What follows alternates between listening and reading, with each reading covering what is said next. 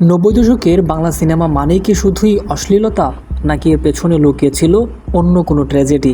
সে সময়ের ঢালিউডের সবচেয়ে আলোচিত এবং বিতর্কিত নাম নায়িকা ময়ূরী, যাকে এক নামে চিনত পুরো বাংলাদেশ। কিন্তু আপনি কি জানেন রূপালী পর্দার এই মায়াবিনী ময়ূরের আসল নাম কি, কিংবা কেন তিনি বাধ্য হয়েছিলেন এমন জীবন বেছে নিতে?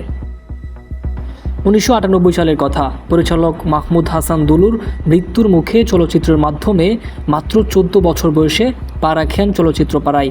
আসল নাম সুজান আক্তার ডিজি হলেও রূপালী পর্দা তাকে নতুন নাম দেয় ময়ূরী। প্রথম দিকে বেশ কিছু অ্যাকশন ও সামাজিক চলচ্চিত্রে অভিনয় করে তিনি নজর কাড়েন, কিন্তু তৎকালীন কাটপিস আর অশ্লীলতার জোয়ারে স্রোতের টানে গা ভাসাতে বাধ্য হন এই অভিনেত্রী। প্রায় 300টিরও বেশি চলচ্চিত্র অভিনয় করা ময়ূরী রাতারাতি বনে যান প্রযোজকদের একমাত্র ভরসা। কিন্তু প্রশ্ন হলো, ময়ূরী কি স্বেচ্ছায় এ পথ বেছে নিয়েছিলেন?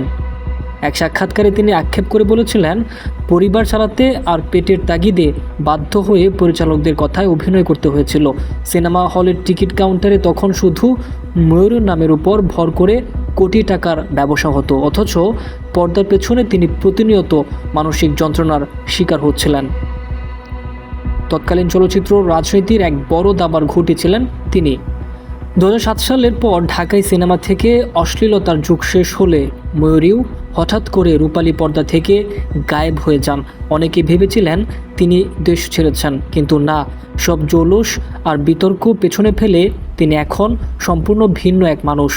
বর্তমানে তিনি ধর্মকর্মে মন দিয়েছেন, 2 সন্তান নিয়ে সাধারণ মধ্যবিত্তের মতো জীবন কাটাচ্ছেন। তিনি স্পষ্ট জানিয়ে দিয়েছেন, ক্যামেরার সেই রঙিন দুনিয়ায় তিনি আর কখনো ফিরবেন না। 90 দশকে ঢাকাই সিনেমার এই অন্ধকার অধ্যায়ের জন্য আপনি কি শুধু ময়ূরীকে দায়ী করবেন, নাকি সে সময়ের পরিচালক আর দর্শকদেরও দায়ী ছিল? আপনার মতামত কমেন্টে জানান। ভিডিওটি ভালো লাগলে লাইক ও শেয়ার করতে ভুলবেন না।